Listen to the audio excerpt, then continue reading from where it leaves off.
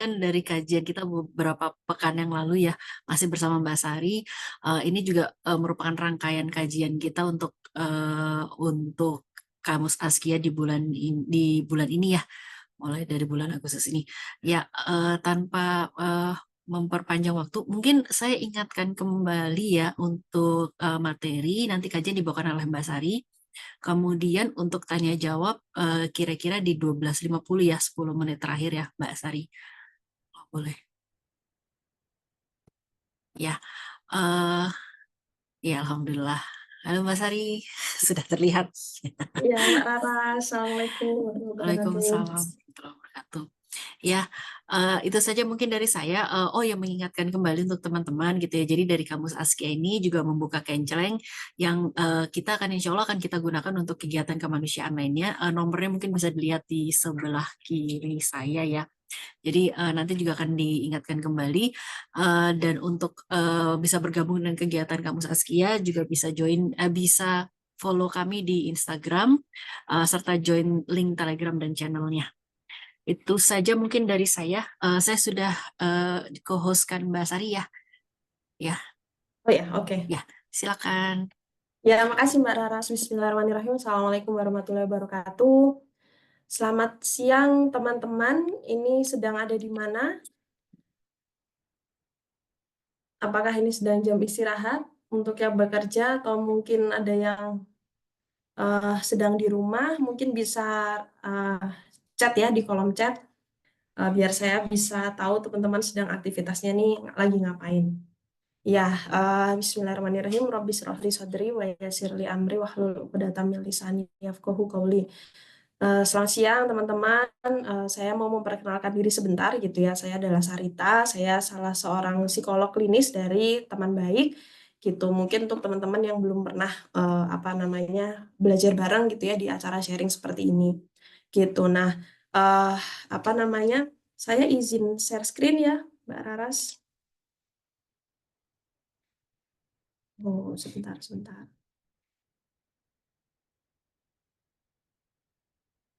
Hmm.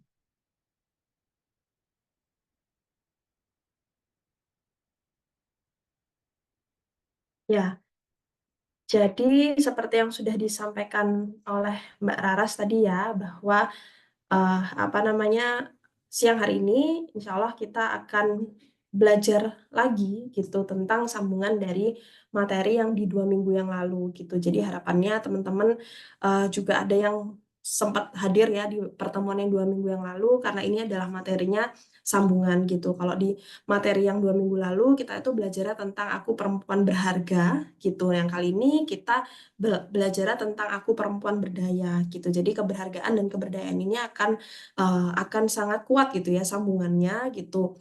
Kalau yang minggu lalu kita belajar tentang bagaimana cara kita melihat diri kita. Nah, ini melihat tentang bagaimana kita melihat keberdayaannya kita gitu. Nah, saya langsung aja karena tadi saya diinformasikan gitu ya bahwa ini ternyata waktunya hanya 45 menit gitu. Jadi mungkin saya skip bagian tanya jawabnya gitu ya teman-teman supaya saya bisa menyampaikan materi ini dengan utuh gitu. Nah, jadi apa namanya? Apa yang saya mau tampilkan di awal ini itu adalah untuk apa namanya memberikan gambaran gitu ya. Jadi seringkali bahasa ketidakberdayaan ini kalau saya ketemu sama klien-klien saya itu bahasanya itu ya tidak langsung tentang merasa nggak berdaya gini ya, tapi bisa jadi yang diutarakan itu adalah apa kata-kata seperti merasa nggak berguna gitu ya. Kemudian lulusan sarjana tapi nggak jadi apa-apa gitu ya, perasaan yang tidak berdaya gitu ya atas dirinya gitu. Terus kemudian perasaan perasaan tidak berdaya ini biasanya include dengan perasaan hampa gitu ya. Ketika bisa jadi biasanya ini akan dirasakan gitu ketika kita tuh memasuki sebuah tahapan baru gitu. Biasanya kalau bisa jadi kayak waktu kita habis lulus kuliah mau cari kerja gitu ya, waktu masuk ke kehidupan kehidupan bekerja gitu, teman-temannya pada ngilang, nggak ngerasa ada teman-teman yang bener-bener yang terasa apa namanya kohesif gitu ya, bener-bener yang kita punya hubungan yang sangat dekat gitu. Nah, jadi ngerasanya itu apa ini tuh deket sekali dengan pembahasan tentang kehampaan gitu ya, ngerasa nggak punya siapa-siapa, ngerasa nggak ngapa-ngapain gitu ya. Jadi itu bahasa-bahasa ketidakberdayaan yang biasanya saya dengar gitu. Nah, karena ini tadi, karena ngerasa hampa, ngerasa nggak berdaya. Jadi ketika bertemu dengan orang yang bisa bisa terasa memahami kita, bisa membuat kita itu merasa, karena nyambungnya sama materi yang 2 minggu lalu ya, membuat kita ngerasa berharga, membuat kita ngerasa diterima gitu ya. Nah, jadi jadinya kita merasa sangat bergantung dengan satu orang ini gitu ya. Jadi ngerasa ngerasa bergantung dengan seseorang karena ya perasaan ketidakberdayaan kita gitu. Nah, ini juga hal yang juga sering saya dengar itu biasanya ketika mulai memasuki kehidupan pernikahan gitu ya, habis nikah rasanya jadi hampa, jadi nggak apa namanya, jadi ngerasa kesepian gitu ya, nggak kenal siapa diri ini lagi. Nah, ini bahasa-bahasa yang biasanya saya dengar yang terkait gitu ya dengan materi kita siang hari ini tentang perasaan tidak berdaya gitu. Nah, tadi yang seperti saya sampaikan teman-teman gitu ya, bahwa ketidakberdayaan itu sangat dekat kaitannya pembahasannya itu dengan bahasan tentang kesepian gitu ya. Nah, jadi kesepian itu kalau teman-teman baca di sini, itu kesepian itu bukan hanya tentang tidak adanya seseorang yang menemani kita gitu. Jadi kan biasanya kita mikir, oh ya, mungkin teman-teman tahu secara konsep gitu ya, bahwa yang namanya kesepian tuh bukan hanya karena kita apa namanya, nggak ada teman-teman rame yang nemenin gitu ya.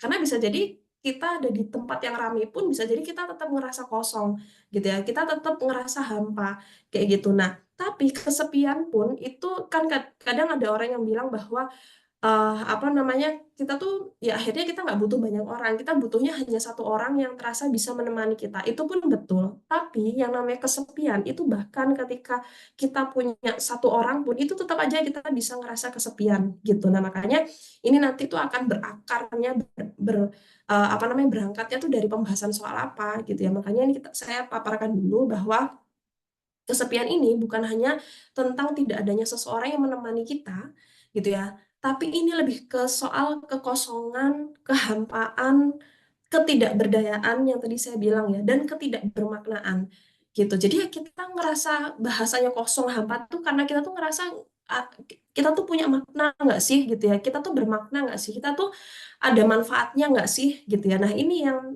yang apa namanya, yang kadang kala perlu kita lihat lebih dalam gitu ya, ketika kita merasa kesepian gitu. Karena ya kesepian tuh bisa jadi kita di rumah tinggal dengan seseorang, ada seseorang gitu, tapi ya kita tetap aja ngerasa kosong atau ngerasa hampa ini tadi. Nah, bahasan ketidakberdayaan ini itu juga apa namanya, penting untuk kita perempuan gitu ya, karena ketidakberdayaan ini menjadi salah satu faktor yang membuat seseorang gitu ya, terutama kalau di sini adalah kita perempuan, itu sulit untuk keluar dari relasi yang tidak sehat dalam pernikahan gitu ya. Jadi mungkin kalau teman-teman pernah bertanya, kenapa kok sudah tahu gitu ya hubungan pernikahannya tuh tidak sehat gitu ya, tapi kok tidak mau memutuskan untuk keluar dari hubungan itu gitu. Nah, ketidakberdayaan ini adalah salah satu faktornya gitu. Makanya poin ketidakberdayaan ini itu penting untuk dibahas pada kita perempuan gitu. Nah, ini saya menyinggung sedikit dari yang pembahasan yang 2 minggu lalu gitu ya, karena 2 minggu lalu kita sudah membahas tentang self worth gitu ya, tentang keberhargaan diri.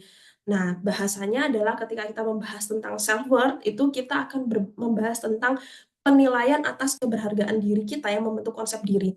Jadi ya self worth itu adalah bagaimana kita menilai diri kita ini berharga apa enggak sih gitu ya. Jadi self worth itu bukan dari luar gitu ya, bukan dari bagaimana orang menilai kita, tapi walaupun orang itu banyak yang mungkin memuji kita, memberikan kita apresiasi, tapi kalau di dalam sini kita tuh kurang kurang punya keberhargaan diri yang baik gitu ya. Ya udah itu apa, penghargaan-penghargaan itu bisa aja terasa terasa apa namanya, terasa kosong gitu ya atau mental gitu ya bahasanya gitu ya. Karena ya itu tadi, yang penting itu adalah bagaimana caranya kita melihat diri kita, bagaimana kita menghayati kebernilan atas diri kita menilai diri kita ini positif atau negatif, kayak gitu. Nah, self worth ini yang akan sangat berhubungan tentang bagaimana kita memiliki keberdayaan.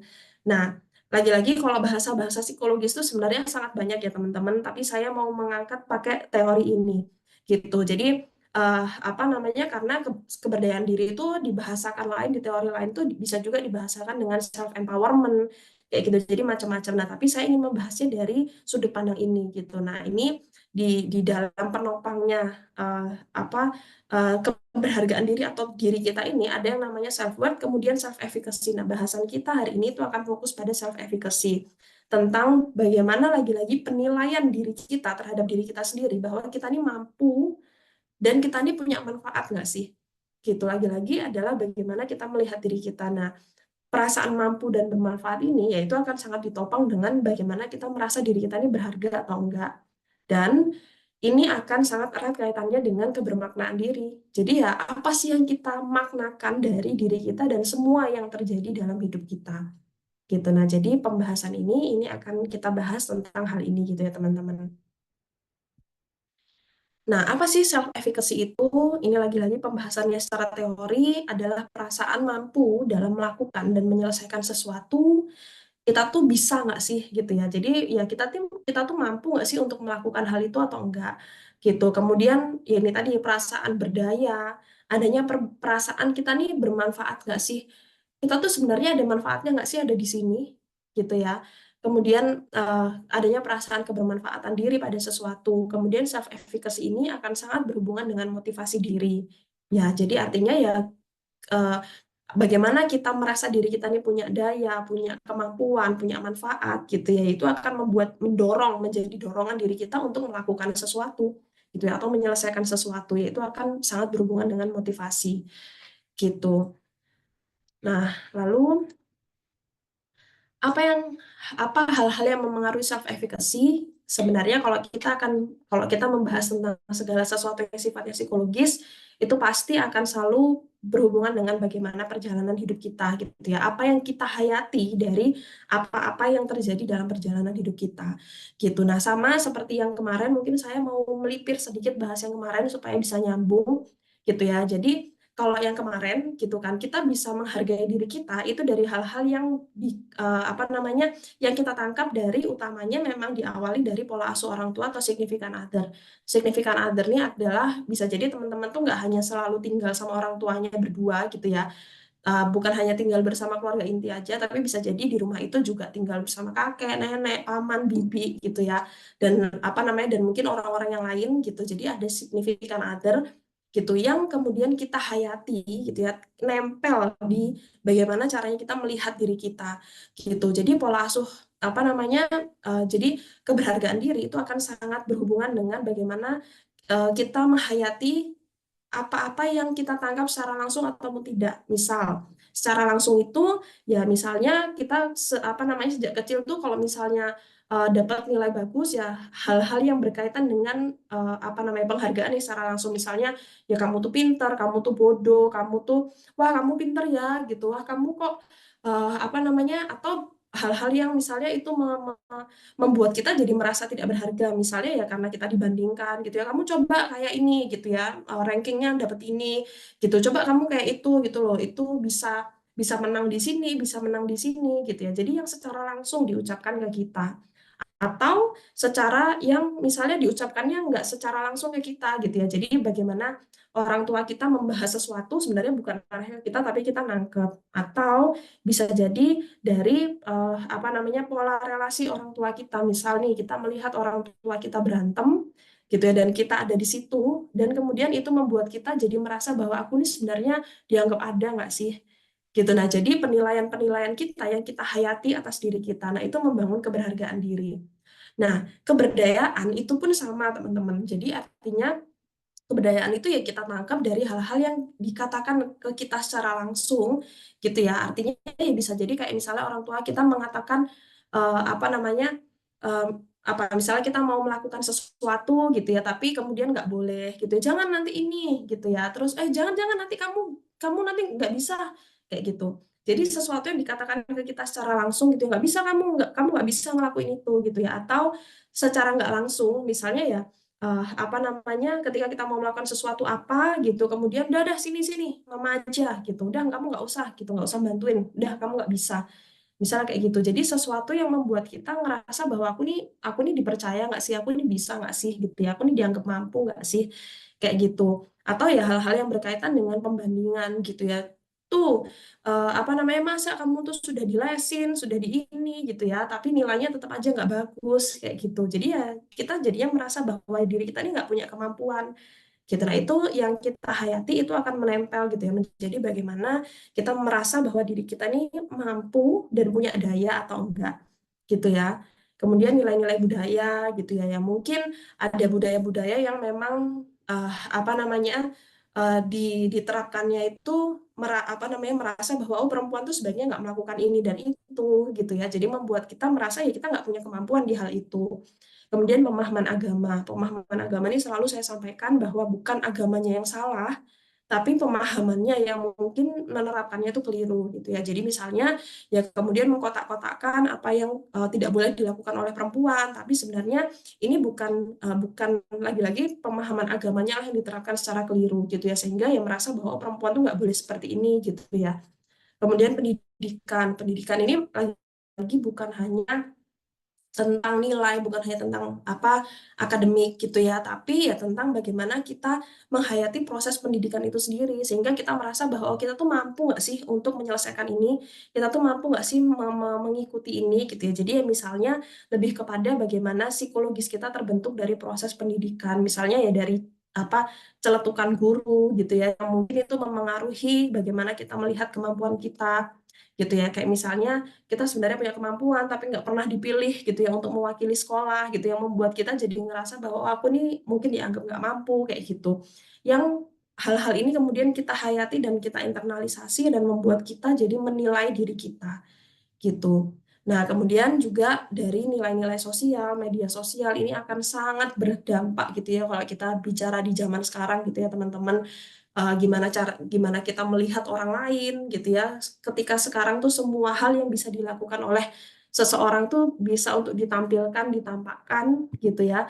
Dan itu kemudian membuat kita menilai bahwa "Oh, aku nggak sehebat dia gitu ya, aku nggak bisa gitu ya.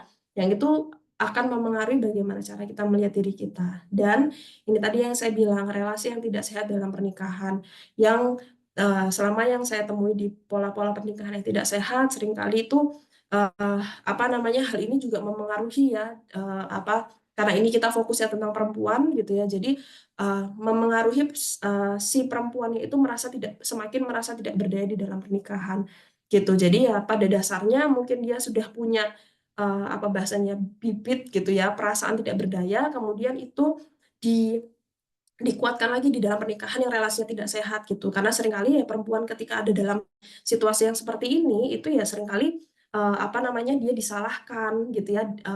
Apapun yang dilakukan oleh pasangan kemudian dialah yang dijadikan apa namanya apa disalahkan atas apa yang dilakukan pasangan, kemudian dibatasi gitu ya ruang geraknya bukan untuk menjaga tapi memang untuk mengekang gitu ya, sehingga ya jadi tidak punya daya untuk melakukan sesuatu kayak gitu. Dan segala hal yang menjadi asupan penilaian pada kemampuan kita gitu ya. Jadi bisa aja ada faktor-faktor lain yang tidak saya sebutkan di sini, tapi itu bisa jadi berdampak pada teman-teman secara subjektif gitu ya. Karena pasti masing-masing dari kita di sini itu punya proses kehidupan yang berbeda gitu satu sama lain gitu. Nah, kemudian sebentar.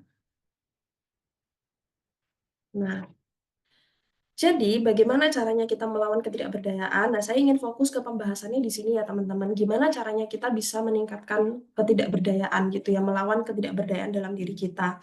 Ini ada 3 poin besar yang mau saya sampaikan. Sebenarnya pasti banyak ya cara yang bisa kita lakukan untuk membuat diri kita ini merasa berdaya. Tapi di sini saya mau membahas tentang 3 poin besar ini. Karena 3 poin besar ini pun, ini pembahasannya bisa jadi sangat rinci gitu. Yang pertama itu adalah mengenali diri dan tujuan diri gitu ya. Jadi pengenalan atas tujuan diri, visi, serta value yang dimiliki diri sebagai dasar dari bersikap dan berperilaku. Gitu. Kedua, kenali dan asah potensi, karena potensi ini adalah salah satu penopang dari kesehatan mental memang. Gitu. Dan yang ketiga adalah bangun kebermaknaan. Nah, saya mau mulai dari membahas yang paling dasar tentang mengenali apa namanya tujuan dan mengenali tujuan mengenali diri dan tujuan gitu. Nah, mengenali diri ini pun saya bagi jadi 3 poin gitu ya teman-teman. Harapannya ini nanti bisa ditangkap dengan apa namanya dengan utuh gitu ya apa yang saya sampaikan gitu. Jadi yang pertama, sadari tujuan dan value hidup. Ini akan sangat berkaitan dengan bagaimana kita melihat dan menilai diri kita. Yang pertama adalah ya kita perlu mengenali apa sih sebenarnya tujuan hidup kita di dunia gitu. Sebagai seorang muslim kita tuh sebenarnya sudah sangat enak gitu ya karena tujuan hidup kita tuh sebenarnya sudah disampaikan sama Allah di Al-Qur'an bahwa tujuan hidup kita itu adalah untuk beribadah gitu. Nah, tapi beribadah ini kan pastinya bukan hanya beribadah secara perilaku ibadahnya saja, bukan hanya tentang sholat, bukan hanya tentang ibadah gitu ya, tapi keseluruhan hidup kita itu sejatinya adalah untuk beribadah gitu. Nah, kita itu perlu tahu tujuan hidup ini perlu menjadi landasan gitu ya. Landasan atas apa yang kita lakukan gitu supaya ini bisa menjadi sebuah cara kita untuk membangun kebermaknaan yang sehat. Gimana maksudnya? Jadi ketika kita tahu tujuan hidup kita ini untuk apa, gitu ya, ini nanti akan berhubungan juga dengan visi hidup kita, gitu ya. Tujuan hidup kita ini, ya kita tahu bahwa itu tujuannya adalah untuk beribadah. Maka setiap hal yang kita lakukan, gitu ya, itu akan kita maknai sebagai apa sih? Ini tuh punya makna nggak? Ini tuh bisa masuk nggak? Ini bisa diperhitungkan nggak dalam hal yang dalam keterkaitannya dengan ibadah gitu. Jadi, apapun yang kita lakukan itu nilainya adalah untuk menjadi ibadah, bukan lagi tentang ini tuh berharga nggak ya di mata si A, ini tuh bermakna nggak ya di mata si B, kayak gitu. Jadi ya kita perlu tahu bahwa tujuan ini itu akan membangun gitu ya, akan membangun pondasi di awal gitu ya, membangun pondasi tentang sebenarnya apa sih kita melakukan ini nih untuk apa tujuannya. Gitu. Jadi tujuan hidup kita di dunia ini perlu menjadi sebuah pondasi dulu gitu ya untuk menilai, untuk membantu kita punya penilaian bahwa sesuatu yang kita lakukan ini bermakna atau enggak. Nah, ketika kita tahu bahwa sesuatu yang kita lakukan ini bermakna atau enggak, itu akan membangun keberdayaan kita gitu ya bahwa ya kita bisa kok ternyata melakukan sesuatu bukan untuk siapa-siapa, tapi ya kita tahu nilai kita melakukan sesuatu ini untuk apa gitu. Kemudian yang kedua, tentu saja pahami makna takdir dan ujian gitu ya. Ketika kita memahami gitu ya bahwa sebenarnya apa sih yang dimaksud dengan takdir? Sebenarnya ini tuh digariskan untuk apa sih gitu ya. Kemudian kita memahami arti ujian gitu ya bahwa ketika kita diberikan sesuatu yang berat gitu ya, sesuatu yang terasa berat buat kita, ini tuh membuat kita memiliki makna yang seperti apa gitu ya. Artinya ketika kita diuji, kita mau melihat ini sebagai sesuatu yang ini tuh membuat kita semakin tidak berdaya gitu ya karena kita ngerasa kita nggak bisa ngelakuin apapun gitu ya, kita sedang apa ya bahasanya quote and quote dihancurkan, atau ini justru membangun kita. Nah, ini yang kita perlu pahami gitu ya tentang makna takdir dan ujian. Kalau kita nggak punya pemahaman ini, ya mungkin ketika mengalami sesuatu yang terasa berat, sesuatu yang kita ngerasa kita nggak sanggup ngelakuin itu, ya bisa jadi itu akan membuat kita ngerasa nggak berdaya. Makanya kita perlu memahami konsep tentang apa sih artinya takdir dan ujian di dalam hidup kita. Kemudian yang ketiga, memahami makna ikhtiar dan rezeki. Gitu. Jadi artinya kita tuh perlu tahu apa sih artinya ikhtiar, apa batasannya.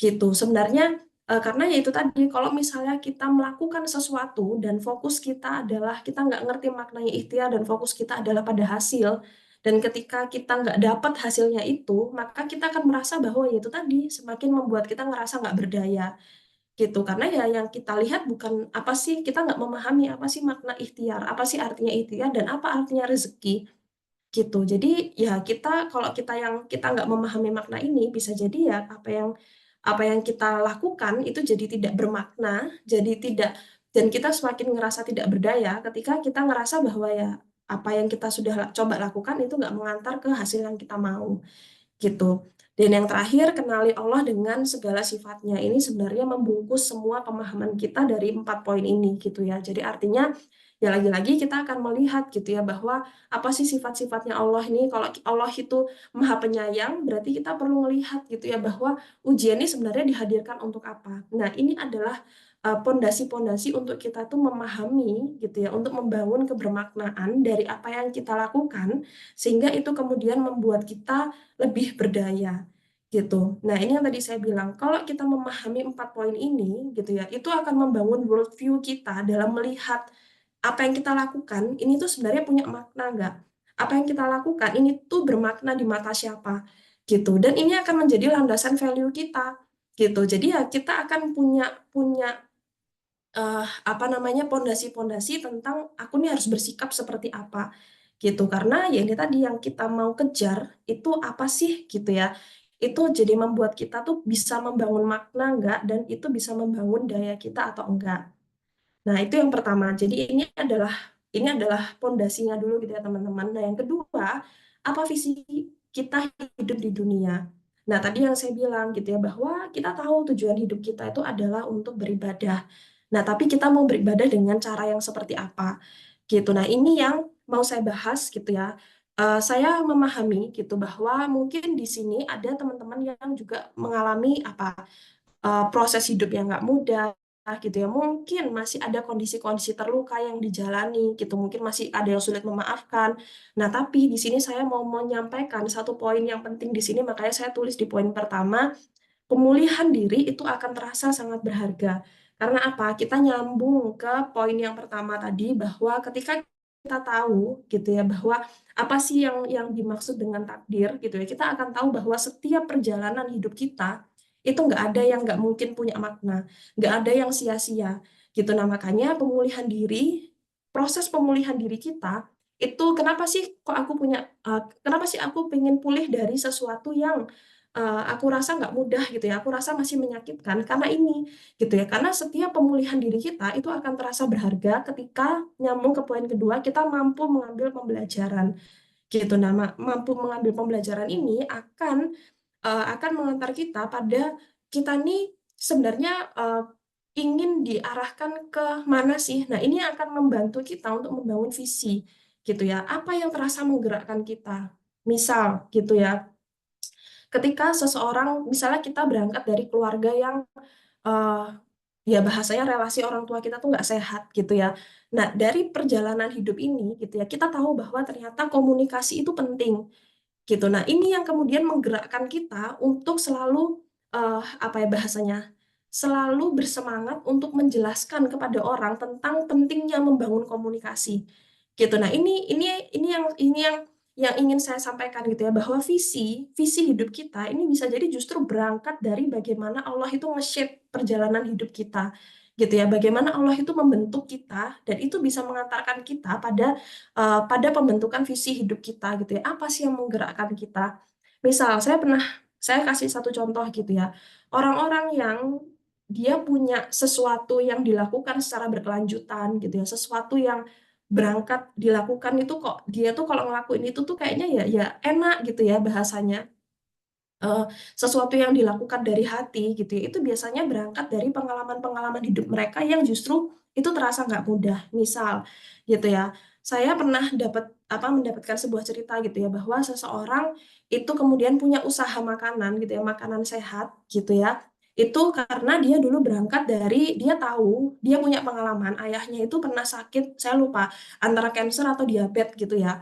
Dan kemudian di saat itu belum ada makanan sehat seperti sekarang gitu. Dia masih sulit untuk menemukan makanan-makanan yang komposisinya itu rendah gula gitu ya. Maksudnya secara komposisi itu sehat gitu. Nah, kemudian ayahnya tuh meninggal gitu. Dan di situ dia tuh menyadari, dia menghayati bahwa ternyata hidup nggak pakai ayah itu tuh sulit gitu ya, nggak enak banget gitu. Nah, makanya itu kemudian mengantarkan dia gitu ya untuk membuat sebuah usaha itu tadi makanan yang sehat gitu. Itu membuat dia memiliki visi bahwa dia nggak pengen gitu ya ada orang-orang lagi yang ngerasain itu seperti dia gitu ya. Even mungkin ya yang namanya makanan nggak akan bisa menghentikan kematian ya, tapi artinya dia tahu gitu ya, disitulah jalan dia bisa bermanfaat gitu ya, mengantarkan sebuah makanan yang sehat karena dia tahu dia berangkat dari pengalaman yang seperti itu. Nah, ini teman-teman yang saya bilang gitu ya, justru kita tuh perlu menghayati perjalanan hidup kita itu untuk mengantarkan kita punya visi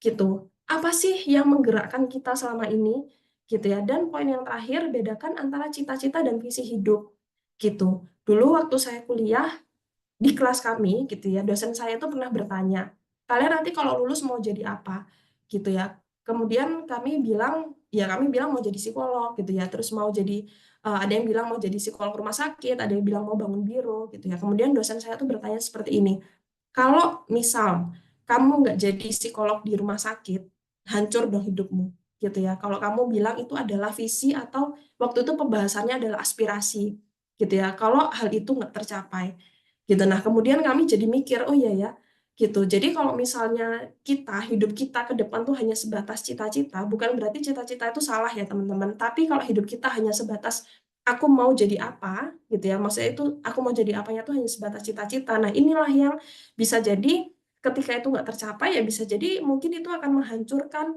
eh, apa namanya menghancurkan harapan kita kayak gitu ya. Kita jadi ngerasa nggak berdaya ketika kita nggak jadi itu gitu. Makanya kemudian dosen saya menyampaikan bahwa itulah yang namanya waktu itu dibahasakannya aspirasi, tapi di sini saya menulisnya visi gitu ya. Itulah kenapa pentingnya kita punya visi, sesuatu yang terus menggerakkan kita walaupun kita nggak berjalan ke arah sana. Saya punya satu cerita lagi gitu ya. Ada satu cerita dari lagi-lagi dari teman saya gitu ya. eh, Beliau itu sangat concern di bidang pendidikan anak-anak gitu dan beliau tuh memang bergeraknya adalah dia pengen punya sekolah yang suatu hari itu ya bisa menampung anak-anak yang kurang mampu gitu bahasanya gitu. Nah, tapi untuk membangun sekolah itu beliau itu tahu bahwa itu butuh uang gitu. Nah, jadi sekarang beliau berada di pekerjaan yang sifatnya tuh nggak ada hubungannya sekali sama pendidikannya anak sekolah. Tapi dia tahu, dia bekerja ini dia untuk mengumpulkan supaya suatu hari dia bisa membangun sekolah itu gitu ya, dan dia bisa mendidik anak-anak. Nah, itu kan masih nanti, tapi dalam perjalanannya ini gitu ya, beliau tuh ya tetap menjalani pekerjaannya dan beliau tetap belajar tentang hal-hal apa sih yang dibutuhkan untuk suatu hari. Beliau tuh akan punya sebuah pendidikan yang bisa yang apa namanya bisa beliau dirikan untuk bisa menampung apa sih menampung apa yang menjadi keinginannya itu gitu. Jadi nah ini yang saya bilang teman-teman bahwa visi itu adalah sesuatu yang menggerakkan kita gitu ya. Even sekarang itu belum belum tercapai, tapi karena kita tahu, kita tuh ingin selalu memberikan hal itu. Kita tahu, tadi yang saya ceritakan di awal ya, kita tahu pentingnya membangun komunikasi itu apa, sehingga kita akan sangat senang sekali menyampaikan itu ke orang lain, membangun membangun keluarga-keluarga yang apa namanya, saat kita tahu bahwa yang berangkat dari keluarga yang broken itu nggak enak gitu ya. Jadi kita ingin membantu membangun keluarga-keluarga apa namanya membangun keluarga-keluarga dengan kita menyampaikan segala sesuatu yang berhubungan tentang bagaimana caranya membangun komunikasi yang sehat. Nah, itu visi yang menggerakkan kita gitu ya. Jadi itu yang akan membuat kita berdaya gitu, membuat kita ingin selalu terus bergerak melakukan sesuatu karena kita tahu gitu ya bahwa ada sesuatu, ada manfaat yang ingin kita sampaikan dari situ. Gitu. Nah, ini kan sangat subjektif ya. Kita akan merasa diri kita bermanfaat saat kita tahu hal itu bisa kita sampaikan gitu. Mungkin nggak banyak orang yang akan bisa merasakan itu, tapi mungkin akan ada satu orang atau dua orang yang merasakan manfaat dari apa yang kita lakukan itu. Tapi at least dibuat buat kita gitu ya, itu membantu kita untuk merilis atau memberikan apa sih yang ingin kita lakukan gitu. Nah, itu adalah visi kita gitu. Nah, yang terakhir kenali batasan kita. Nah, sadari setiap kelebihan dan keterbatasannya akan saya bahas di part soal potensi, tapi yang saya ingin katakan itu adalah poin kedua dan ketiga ini. Sadari kondisi kita saat ini dan fokus pada apa yang mampu dikerjakan dan dikembangkan.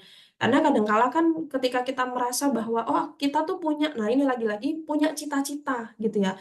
Punya cita-cita untuk melakukan sesuatu, tapi misalnya sekarang yang sering kali saya dengar gitu ya, misalnya tapi sekarang saya cuma jadi ibu rumah tangga gitu ya, atau saya sekarang kerja apa namanya di bidang yang nggak sesuai sama apa yang saya apa namanya apa yang jurusan kuliah kita, atau kita bekerja di bidang yang itu tuh sebenarnya nggak sesuai sama tingkatan kita. Misalnya saya S2 tapi misalnya saya kerjanya kok sesuatu yang sering kali dikerjakan sama anak S1 misalnya kayak gitu. Nah, ini kemudian membuat kita jadi ngerasa aduh ini salah, ini jadi, dan apa namanya salah itu tuh yang jadi kemudian membuat kita merasa kita nggak bisa melewati proses ini dengan sehat gitu. Nah, jadi kita fokus pada apa yang mampu dikerjakan dan dikembangkan, dan tadi kita sudah punya landasan berpikir bahwa tentang takdir gitu ya, segala sesuatu yang kita jalani gitu ya, bisa kita jalani itu bukan hanya tentang oh ya kamu diterima kerja, atau apa namanya oh ya ini karena dia yang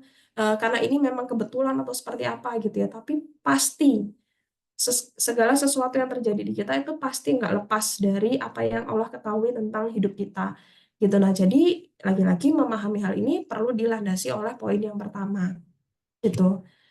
Nah, yang kedua itu adalah tentang mengenali potensi diri gitu. Nah, potensi diri nih teman-teman selalu saya bahasakan tentang sederhananya dari potensi diri itu adalah apa sih yang kita bisa gitu. Jadi kalau dibahasakan secara teori, kemampuan atau kekuatan yang dimiliki oleh seseorang baik yang sudah maupun belum sepenuhnya dikenali dan dipergunakan gitu. Jadi potensi ini itu apa namanya, sesuatu yang sebenarnya ada di dalam diri kita dan sebenarnya kita tuh bisa melakukannya.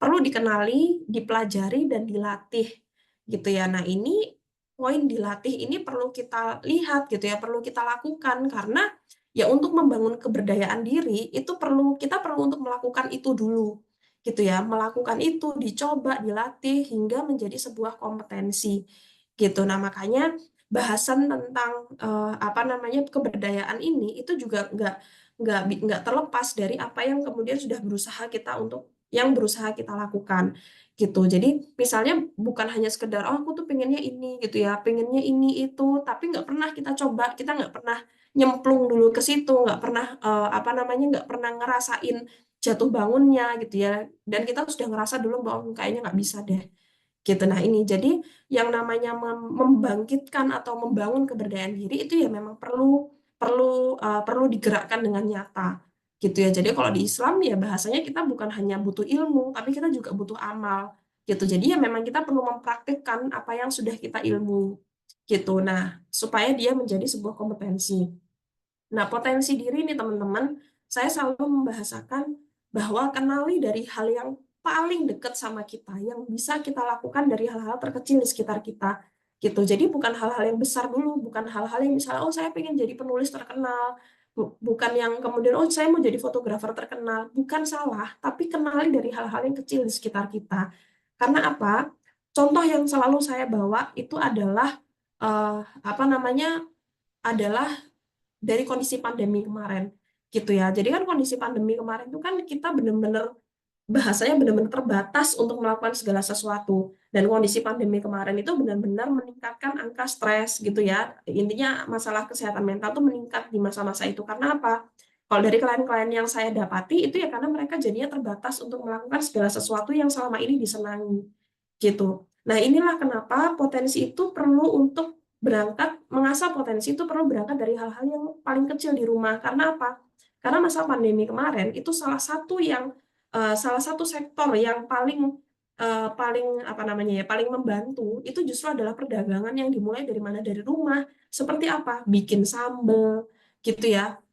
Kemudian bikin hal-hal yang bisa dijual dari rumah gitu ya. Hal-hal yang bisa kita lakukan dari rumah gitu. Nah, ini yang mau saya sampaikan gitu ya, bahwa mengenali potensi diri itu justru kita perlu mengenali dari hal-hal yang paling dekat sama kita gitu. Karena kita nggak pernah tahu kondisi yang ada di dunia ini akan seperti apa, dan justru kita survive-nya itu perlu dari hal-hal yang bisa kita lakukan uh, dari apa yang ada di dekat kita gitu. Ini yang namanya potensi diri gitu. Nah, kemudian potensi diri ini dikenalinya tuh perlu dalam 3 model ini gitu ya, 3 tahapan ini gitu. Pertama, kita itu memang perlu mengenali sesuatu yang kita tuh memang tertarik dan menguasai gitu ya. Jadi kita tuh memang perlu punya bidang yang kalau misalnya tuh ditawarkan misalnya ke saya ya, apa namanya, Sarita, kamu bisa nggak misalnya ngisi tentang tema ini gitu ya. Saya perlu untuk punya satu tema yang saya ngerasa bahwa oke, saya bisa ngelakuin itu gitu.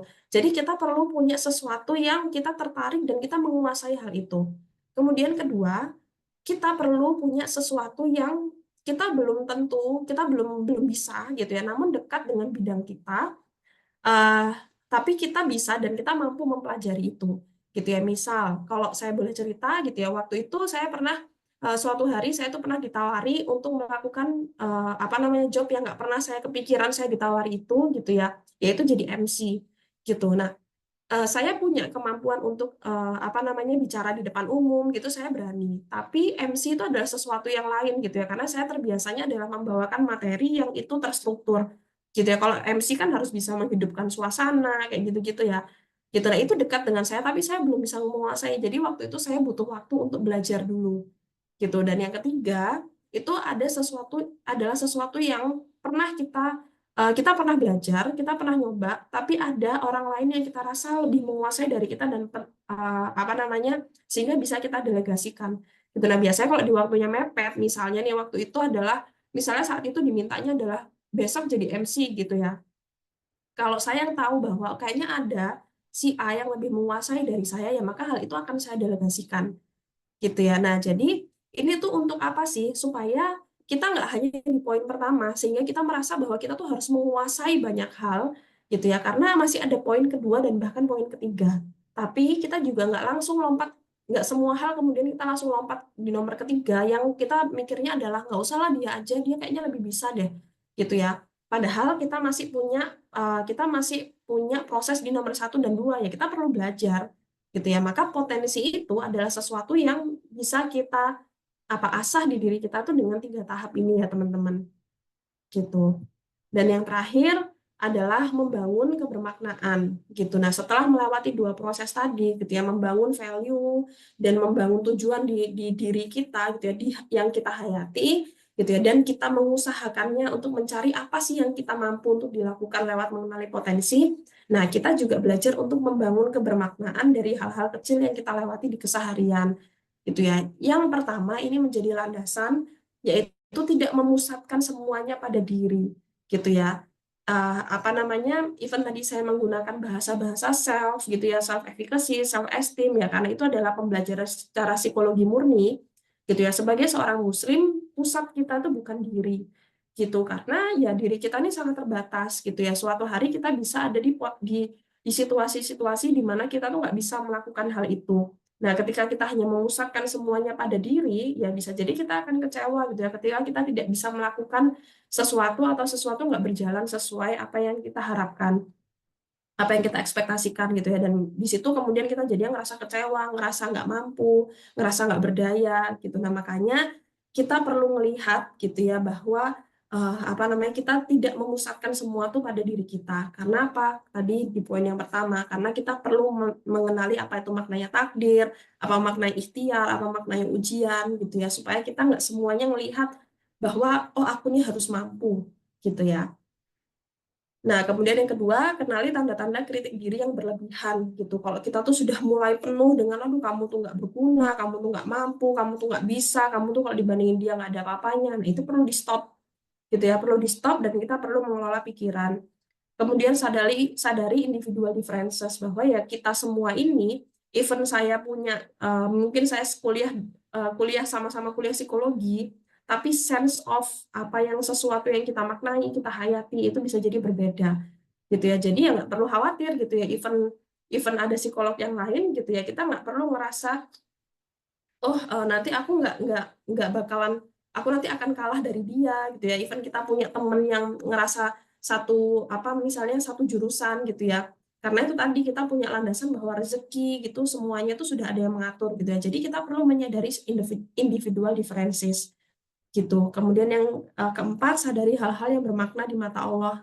Seperti poin yang pertama tadi dijelaskan, yang paling pertama gitu ya, bahwa kita melakukan semua ini, itu membangunnya itu maknanya itu bukan untuk orang lain, bukan untuk dipusatkan pada kemampuan kita, tapi ini kira-kira berharga nggak sih di mata Allah gitu ya. Jadi yang membangun kebermaknaan ini bukan untuk ngelihatin atau mengambil apresiasi dari apa namanya orang-orang, tapi kira-kira ini tuh bermakna nggak sih di mata Allah gitu ya. Lalu bangun pola pikir yang sehat. Pola pikir yang sehat ini akan sangat berhubungan dengan poin yang akan saya jelaskan di slide selanjutnya. Lakukan aktivitas yang bermakna. Lakukan aktivitas yang bermakna itu ya artinya adalah kita belajar melakukan hal-hal yang kita itu tahu bahwa itu menyenangkan buat kita. Apa namanya, poin ini biasanya akan selalu saya sampaikan ke teman-teman yang mau memasuki jenjang pernikahan. Jadi sebelum memasuki dunia pernikahan, teman-teman tuh perlu menemukan aktivitas yang teman-teman tuh senang melakukan itu dan itu bermakna buat teman-teman gitu ya. Karena di dalam pernikahan itu yang bertugas untuk membuat diri kita bermakna, membuat diri kita merasa berharga, merasa tidak kesepian, itu bukan pasangan gitu ya. Pasangan itu membantu sifatnya. Tapi mau pasangan itu memberikan apresiasi, memberikan pujian, menemani kita, tapi kalau kitanya selalu Tapi kalau misalnya di kitanya selalu yang merasa tidak berharga, merasa tidak bermakna, ya pasangan tuh nggak bisa bantu apa-apa gitu. Karena itu adalah penghayatan dari diri kita gitu. Nah makanya kita itu perlu menemukan aktivitas yang bermakna untuk kita bawa ke dalam pernikahan. Karena ya pasangan tuh nggak akan mungkin menemani kita tuh selama 24 jam gitu. Jadi kadang kita ya memang perlu membangun aktivitas yang kita tahu bahwa kita menyukai itu. Misal, ya kita tuh tahu memasak itu jadi relaxing buat kita. Meskipun orang ngomong kalau aduh masak tuh ribet dan segala macam, enggak, tapi buatku masak ini tuh adalah sesuatu yang ya menyenangkan gitu. Ini bermakna buat kita. Even ada orang yang ngomong ah kamu di rumah cuma masak doang. Enggak, bisa memasak, bisa nge-serve itu ke keluarga. Itu adalah sesuatu yang bermakna buat kita. Jadi melakukan aktivitas yang kita yang tahu maknanya buat diri kita. Dan yang terakhir, bangun support system yang memotivasi gitu ya, dan membangun obrolan yang mengisi spiritualitas. Lagi-lagi saya meminjam bahasan dari Ustadz Nauman Ali Khan gitu ya. Beliau tuh pernah menjelaskan tentang makna kesepian dan hati yang diisi oleh spiritualitas. Artinya, even kita tuh ngobrol sama teman-teman kita sebanyak apapun, tapi ketika obrolan itu isinya kosong, artinya kosong itu adalah dia tidak memenuhi hati kita dan kebutuhan hati kita itu adalah diisi dengan kedekatan kita sama Allah, gitu ya, membangun obrolan yang mengisi spiritualitas kita, ya sudah, itu akan membuat diri kita kosong. Kalaupun kita ketawa-ketawa, sebanyak apapun kita ketawa-ketawa, kalau itu tidak, obrolan itu tidak mengisi hati kita, tidak mengisi kebermaknaan spiritualitas kita, ya itu akan tetap aja jadi kosong gitu. Jadi artinya, nah ini perlu kita bangun juga gitu ya, bangun support system yang memotivasi, yang bisa membangun obrolan yang mengisi spiritualitas kita gitu. Nah terakhir ini akan selalu dijelaskan gitu ya, bahwa membangun psikologis dan pola pikir yang sehat itu bukan hanya berkaitan dengan psikologis aja, tapi berkaitan juga dengan kondisi fisik gitu ya. Kondisi fisik itu artinya ya kita punya keberdayaan tuh ya kita butuh fisik yang sehat gitu ya, fisik yang kuat gitu ya. Makanya menjaga fisik yang sehat ini nggak cuma sehari aja, tapi ya dijaga dari bagaimana pola hidup kita pun secara biologis gitu ya. Biologis dan fisik ini jadi satu paket gitu. Kemudian sosial tadi, membangun, punya teman-teman yang kalau kita ngobrol sama mereka tuh kita jadi punya motivasi gitu ya. Kita jadi punya sudut pandang apa sih yang mau kita lakukan selanjutnya. Sosial ini biasanya juga berkaitan dengan ekonomi gitu ya, walaupun tidak selalu gitu ya, karena ya kita ketahui ekonomi itu penting, tapi bukan hanya dari orang-orang yang punya ekonomi di atas lah yang kemudian bisa menjadi merasa tidak kesepian gitu ya. Jadi ekonomi itu bisa membantu menunjang, tapi tidak menjadi faktor yang utama. Kemudian psikologis itu sendiri, dan tadi sudah disebutkan ya, secara spiritualitas dan religiusitas, sesuatu yang mengisi hati kita gitu ya, untuk membuat kita merasa berdaya dan bermakna gitu. Dan sepertinya kita sudah sampai di slide terakhir. Poin-poin yang ingin disampaikan di sini adalah untuk membangun keberdayaan itu kita perlu mengerjakan aktivitas yang bermakna gitu ya. Jadi kita mengetahui apa aktivitas yang bermakna buat kita dan memberikan makna pada aktivitas kita. Even orang nggak ada yang melihat itu, even orang itu merasa bahwa apa yang kita lakukan tuh nggak penting gitu ya. Tapi kitalah yang memberikan makna-makna itu pada aktivitas kita dengan membangun 3 poin yang tadi sudah dijelaskan. Walau alam bisawab, begitu yang bisa saya jelaskan untuk materi siang hari ini. Saya kembalikan ke Mbak Aras.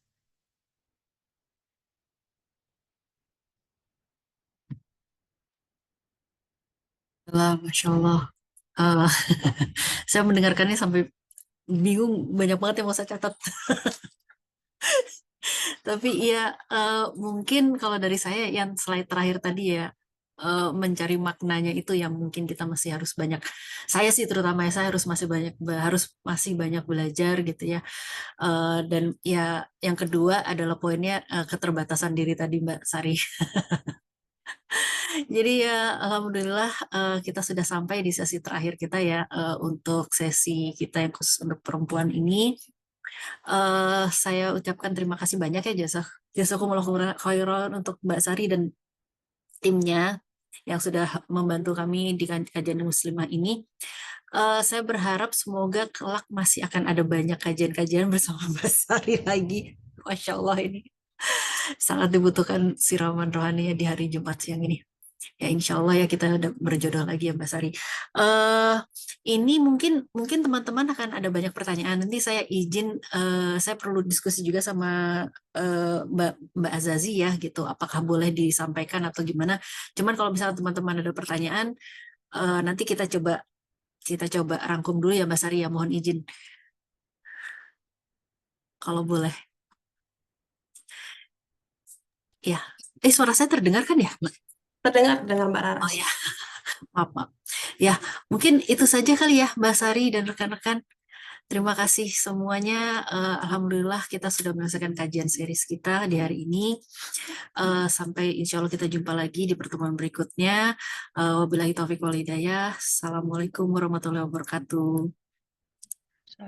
Terima kasih semuanya. Terima kasih, Jazakumullah khairan. jazakumullah khairan. Mbak. Syukran, Ustaz.